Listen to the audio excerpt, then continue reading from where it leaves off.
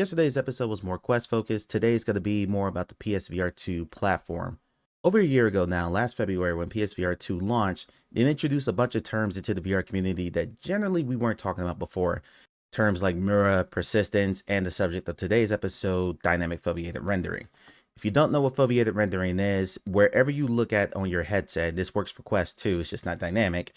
Wherever you look at with your headset, if it's using foveated rendering, it's rendering that specific spot because you don't have eye tracking, it's looking at the center of your headset, it's rendering that spot at the highest possible resolution, and then everything else around it, all the pixels are being rendered at the reduced resolution to save on the overhead and boost performance.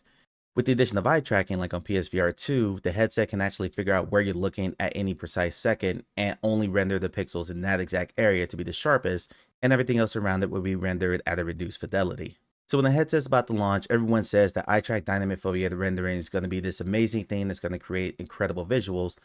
And we weren't wrong, but what people didn't think about is how hard it was going to be to implement that. There have been a lot of games that got ETDFR, but it's taken them months after they released their games to be able to get it in there. Just yesterday, Bulletstorm VR announced on Twitter that they just added dynamic foveated rendering to their game for the PSVR 2 version. Most notably, Hello Games announced a few months ago that it took them 6 months to be able to implement it in the game. And when No Man's Sky first got ported to PSVR 2, everyone commented on how blurry it was, how bad the game looked, and they're wondering why didn't they use ETDFR? This doesn't make any sense. Well, Hello Games put it in 6 months later, and now No Man's Sky is the best looking version of that game. Another company that just did this recently is Mixed Realms, the makers of Hellsweeper VR. Hellsweeper was another game that launched on PSVR 2 in a not great state. I did a video on my YouTube channel entitled PSVR 2 Owners Deserve Better on my YouTube channel. I'll leave a link to that down below. But basically, thanks to an article from Inverse, we got some insight into exactly how those decisions get made.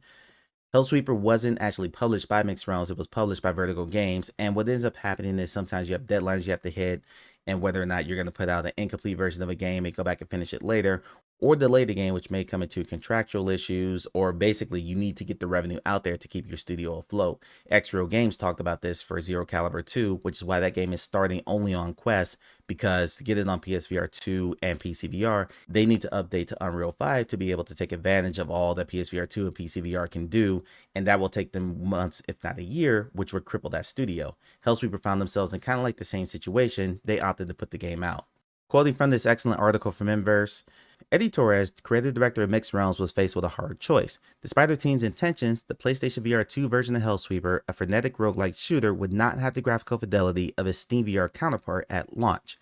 When Sony first announced the PSVR 2, Mixed Realms was excited about what the headset's hardware specs would allow them to achieve, but towards the end of production, which spanned over 3.5 years, Torres tells Inverse an unexpected barrier prevented them from fulfilling that dream. Quote, "We were left with this choice like, oh my god, are we gonna unravel everything and risk breaking everything?" Foveated rendering was the main culprit. The feature uses the headset's eye tracking to display a sharp image where the player is looking, while lowering the resolution everywhere else on screen to preserve processing power. Mixed Realms received the dev kit from Sony's new headset in September 2022 and spent the first few months tackling early performance issues. Closer to launch, it became clear they would not be able to meet performance expectations without foveated rendering, but it was too late. The standard render pipeline offered by Unity, a video game engine popular with small studios, didn't support it. Unity's universal render pipeline, which will later support features like foveated rendering, wasn't stable when Hellsweeper started development. By then, Mixed Realms was close to the finish line for PSVR 2, Steam VR, and Meta. Since Hellsweeper supports co-op with crossplay, all three versions largely share the same code, so making a drastic change in one would affect all of them. Alternatively, delaying the PSVR 2 version meant compromising the crossplay feature the studio spent years working on. Ultimately, the team went ahead with a simultaneous release on September 21st, sharing a roadmap shortly after, detailing plans to move the project to the universal render pipeline after launch. They've since released updates to resolution and textures. Quote, "It was one of those cases where if we had a magic ball and somebody told us, hey, in 3.5 years from now, there's going to be this amazing feature that's going to make your game more performance friendly, we would have made a different choice," end quote. This is just one example of how the PlayStation VR 2 is both directly and indirectly holding video game developers back. First-party releases such as Resident Evil Village VR and Horizon Call of the Mountain showcased early promise in the launch lineup back on February 22nd, 2023. Since then, over 130 games have been available for PSVR 2 from ports to new experiences, but not all studios were safe from obstacles along the way. There's a lot more in this article, not related to foveated rendering. It talks about like the Sony QA process and a couple of other points. I'm not going to read all of this. There will be a link to this article because it's actually a really good read. I have another article I want to get into with you guys as well. But one note about No Man's Sky, later in the article here, it took Martin Griffiths, engine programmer for No Man's Sky, around 4 months. I'm going to correct myself. I said 6 months earlier, to enable foveated rendering. A patch released in July for Switchback VR had a similar result, introducing foveated rendering as well as flexible scale rasterization and temporal anti-aliasing, thus, for some word salad, to increase resolution. Both games were part of the PSVR 2's launch lineup. So there's that article, and then Mixed Realms themselves put out a blog on their website detailing the whole process of how this came to be. To get into that, on March 28, 2024, our team crossed one of the most challenging milestones in the development of Hellsweeper VR. 6 months after its launch, we managed to implement eye-track dynamic foveated rendering (ETDFR) for PSVR 2 as part of the Wrath update. The resulting performance boost then enabled us to drastically improve the visuals. There's some before and after pictures here. If you're watching the video version, I'm going to scroll some of this as I go through the article. In the process, we also managed to enhance the graphics on other platforms, i.e. PC VR, MetaQuest, and Pico, because redoing the entire pipeline to enable ETDFR for PSVR 2 meant we could start fresh and revisit the other builds too. This article covers what we learned after half a year of breaking our game apart in order to rebuild a better version of it. We are not experts, just learners. That's a great line. It's important that we preface this guide by saying that every project is unique and there are often multiple ways to tackle the same problems. What we are sharing is based on our own experience, which may not necessarily be the most optimal workflow. So we love to hear from other developers who may have had better or different approaches. With a small team coming off an older Unity workflow, we had to figure out a lot of things by trial and error, going through platform and engine documentations and studying tutorials created by other amazing devs online. We're grateful to have found our way out of the woods, but we probably wouldn't want to go through it again. By compiling this guide, we hope to help other indie VR devs caught in the Unity transition or facing optimization hurdles. Our main challenges. Hellsweeper at its core is a fast-paced action game similar to our first VR game, Sirento. Players fight their way through hordes of demons while performing high-octane actions like somersaulting, wall running, double jumping and more, and mastering various types of weapons and magic. In short, there's a lot going on, especially coupled with the realistic art style that we were going for. But unlike Sirento, there are elements that make it more challenging to optimize. More organic-looking surfaces due to the hellish theme, flat surfaces are usually easier to optimize. Loads of magic in the mechanics, particle effects, VFX, increased performance requirements, more enemy types and locations. This means more textures and materials. There's information about their Unity build before that. I'm not going to read that part. Based on the available options back then, PSVR 2's eye-track dynamic foveated rendering (ETDFR) plugin required at least Unity 2022.2 and a universal render pipeline (URP). And then I have a quote from the Unity blog. We recommend the Universal Render Pipeline (URP) for most VR developers because URP will be our first render pipeline to support some of PSVR 2's unique features, such as foveated rendering and gaze tracking. This was, in bold, all caps, very bad news because we are using a built-in standard pipeline, and switching pipelines is a massive undertaking. It's important to note that we started coding Hellsweeper at the start of 2020. During that time, URP was quite unstable, and so while it showed a lot of promise, it was just too risky. The specs and requirements for PSVR 2 also were not available yet. We didn't know what we didn't know. So when it finally happened, we were one of the studios caught during the transition. Short of rebuilding the entire game, updating to a newer Unity version and switching from SRP to URP was the only option moving forward.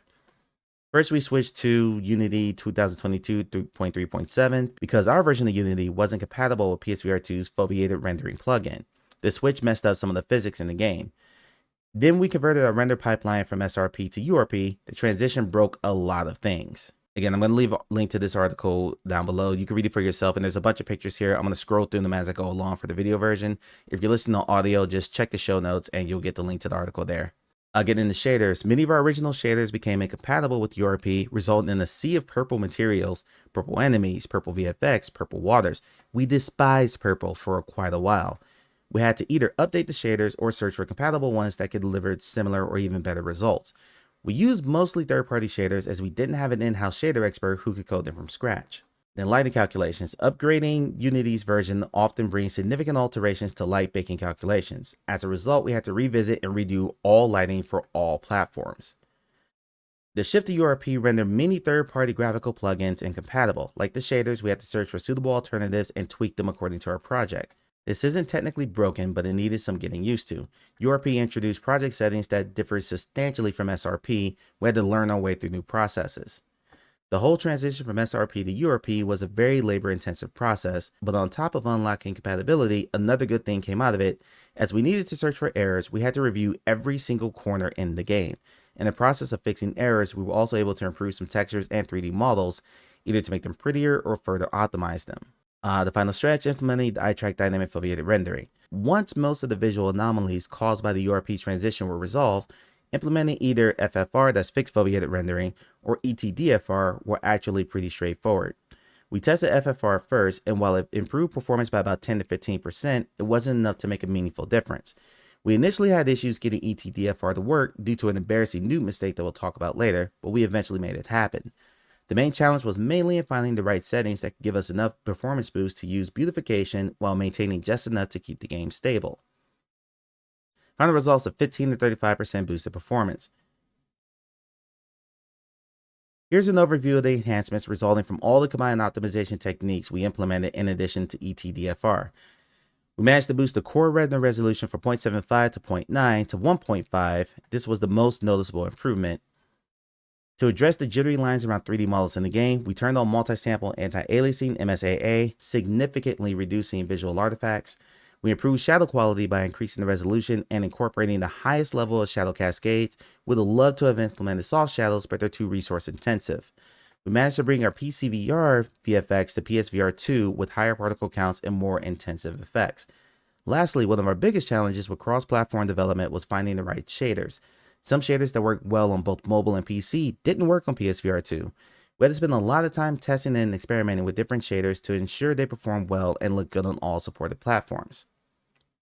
There's a chart here about the boost they got from FFR versus ETDFR, fixed versus dynamic foveated rendering basically. Put that chart up on the screen as I go through this. Optimization is an ongoing process. Since the release of the Wrath update with ETDFR, we've rolled out 3 hot fixes addressing crash reports on PSVR 2 among other things. We traced the issues back to incompatible shaders, specifically the ones used for hands-on avatar and the hair/fur. The feedback has been positive and we'll continue to monitor reports related to the game's stability as we work on new content. Dynamic foveated rendering is awesome, but it's not a miracle cure. While FFR or ETDFR are wonderful tools that can significantly free up performance requirements, in most cases they should not be used as the main method to optimize games that are hitting the performance limits. We went through multiple rounds of optimization using several other methods that we'll cover below during the 6 months of transition. We were constantly working on optimization, eating, breathing, and dreaming about it. It wasn't sexy. Some of these optimization methods apply to both mobile and high-end graphics, PC and PSVR 2, while some only apply to mobile. We decided to compile all of them regardless of platform, since if you're developing for various devices with different computational compatibilities, it's important to be familiar with all available options. Audio optimization. A lot of devs focus on cutting the load through visuals, but we realized that a very important yet not so commonly discussed component is audio optimization. This greatly reduces the amount of memory used, which is always the main cause of crashes. The balance, of course, is trying to hit the performance rewards while keeping the audio crisp. We also use 2 pack maps per material for enemies so we could decrease the amount of textures used. Unity has a limit of 7 texture calls per material, and going beyond this limit can cause issues when compiling. Without using pack maps, our enemies could have ended up needing at least 7 to 9 textures. We also browsed through all our models and selected which ones were necessary to use heavier shaders and which ones could make do with mobile ones. Using the occlusion culling wisely. Before the URP transition, we decided to break our maps apart to implement occlusion culling. Essentially, occlusion culling allows us to not render objects that are not visible to the camera because they're blocked by their objects. However, this did not bring the improvements we expected. In fact, some maps ended up with even more lag. Why? We overlooked a crucial detail. Since we have many arena maps, players can see most, if not all, parts of the map from any spot, making occlusion culling far less effective. Having said that, this still improved performance for a few maps that had large walls like the vault tunnels and Hangman's Caverns. Real-time shadow performance. When we launched the game back in September 2023, we had to drastically reduce the resolution of real-time shadows to hit PSVR 2's performance standards. This led to pixelated shadows that look more at home in Tetris. There's a before and after picture here that should be up on the screen right now. Shadows are costly, but getting them right is important for VR immersion. Along the way, we discovered that one of the bottlenecks stemmed from the high number of shadow casters. Reducing the number of shadow casters improved the effectiveness of occlusion culling, decreasing the poly count, decreasing the decreasing the poly count of the models responsible for casting shadows, essentially enhancing performance. With the performance hurdles out of the way, it was time to make the shadows look good. At first, the only obvious solution was to increase the resolution to 4K and enable soft shadows, but this led to a substantial dip in performance. From multipass rendering to single pass rendering, initially we used multipass rendering for PCVR and PSVR 2 without any issues. However, after switching to URP, we encountered problems. Many shaders stopped working, rendering only in one eye, and the frame rate for PSVR 2 dropped below 90 frames per second. So we decided to switch to single pass rendering across all platforms. This not only resolved the problems, but also provided a much needed performance boost. Wobbly environment after ETDFR. Don't forget to calibrate your headsets. Next headline here. Yep, a new mistake. When we first enabled ETDFR, the visuals became noticeably clear, but also started to wobble, especially around the peripherals. We couldn't figure out what triggered it, and every fix we tried just crashed the game. We were close to throwing in the towel and just settling for FFR, but after 6 months of hard work, giving up without one final push just didn't seem right, so we fired up No Man's Sky to admire the view and thought, if they could do it, why can't we? Back to the drawing board, we eventually stumbled upon Reddit discussions about wobbles in Resident Evil 8, and what do you know, it turned out we just hadn't calibrated our headsets properly. It's actually kind of funny. Skip to the end here for the summary. If we could rewind to 4 years ago when we first started working on Hellsweeper, we probably would have still started with the standard pipeline because the universal render pipeline was unstable, but would have definitely made the switch earlier. Occasionally, we still toy with the idea of what if we had developed Hellsweeper using Unreal instead, but this would have meant letting go of the majority of our devs, which was never an option. We're grateful for the experience and the lessons learned, but the last 6 months have been mentally and physically challenging. We had to keep pushing forward despite knowing that our efforts might not make any difference in the end. However, as a small studio that owe our humble beginnings to the support of the VR community, delivering on what we promised was what kept us going. We know nothing can fully replace launching with the expected quality, but the support and warm messages from within and beyond the PSVR 2 community after the dynamic foveated rendering update have made it all worthwhile. So reading through this article, there's a lot of stuff that stands out here, and this isn't the only developer that has talked about this, but it really just feels like it's a case of bad timing. Remember that these games aren't made in a vacuum and they're not made quickly. They talked about the fact that Hellsweeper started in 2020, back when URP was not a thing. Mixed Realms also did not get their dev kit for PlayStation VR 2 until September 2022, when they were still actively working on the game. So looking back through all the games that launched on PSVR 2, and this kind of applies to Quest 3 as well, a lot of developers didn't get their Quest 3s until a few months before that launch, so they're having to circle back and do Quest 3 updates. I have a whole list of them that I'm working through right now. In general, in gaming with new hardware launches, you'll see your first-party titles look absolutely amazing because those first-party studios got their dev kits as early as possible. But the third-party studios, like Mixed Realms, like Hello Games, so on and so forth, are getting the dev kits a little bit late in the process, and they're basically trying to play catch-up. This is something that happens on almost every console generation you could think of, where you'll see the first-party titles. Look at PlayStation 5. Horizon Forbidden West looked absolutely amazing on PS5. But how many third-party games can you think of that launch on PS5 that look that good? They need time to go through, do the optimization, just like we detailed in this article, and try to get the best performance out of it. But that becomes a pain, and is something that takes months, if not years. The reason I want to talk about this today is because there are so many people, if you go to like Reddit and Twitter and Discords and things like that, that are upset that when Quest 3 launched and when PSVR 2 launched, every game wasn't taking advantage of the new hardware right away. I'm hoping that articles like this give you some insight into why that happened. I think a year or so after launch, we're going to start seeing less and less of this, as developers have now had their headsets for a while and games will launch in a more finished state. But mostly this becomes an issue of timing, where you're about to launch your game shortly after new hardware comes out, but you haven't had the time with the hardware to take advantage of everything in it. So you're seeing tons and tons of games on PlayStation VR 2 and on Quest 3 do updates after the fact, and they're looking fantastic. Not all those games are going to get the coverage for their updates that they did at initial launch. I remember when Hellsweeper came out, everyone was doing videos about how bad it looked. Same with No Man's Sky, same with Switchback VRs, and countless other games. But as those games go back and do those updates later and say, okay, we put DFR in it, it looks much better now, how many of those people are circling back to that game? You only get one chance to make a first impression, and these devs are kind of caught between a rock and a hard place, in the sense of, do we release the game now, put out a roadmap, and just hope that people will kind of stick with us? Or do we delay the game, which basically cripple our studio financially, and then just hope that the game is a hit when it comes out?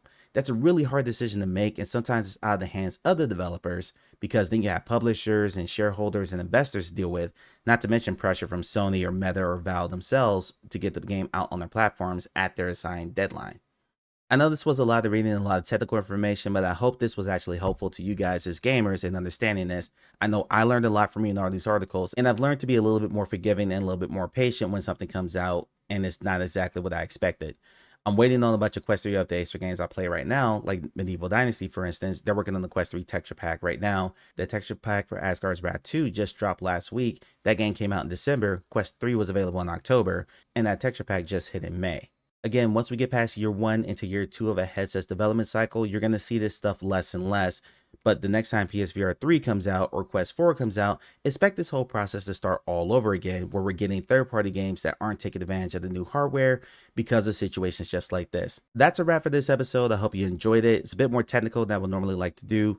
Tomorrow, I'll go ahead and tell you right now, I am playing the new map for Population 1 on my Twitch stream tonight. Go ahead and check me out on Twitch, twitch.tv/liveopenmic. I stream VR 2 nights a week there, Tuesday and Thursdays, with some on the weekends. Sometimes do flat games, it kind of depends. But every Tuesday and Thursday, I'm doing VR. Tonight, I'm checking out the new map, the Phoenix Royale map for Population 1, and tomorrow's episode will be all about my impressions of that. And now we're here at the end, you know what to do. Like, comment, share the pod. I'll talk to you tomorrow.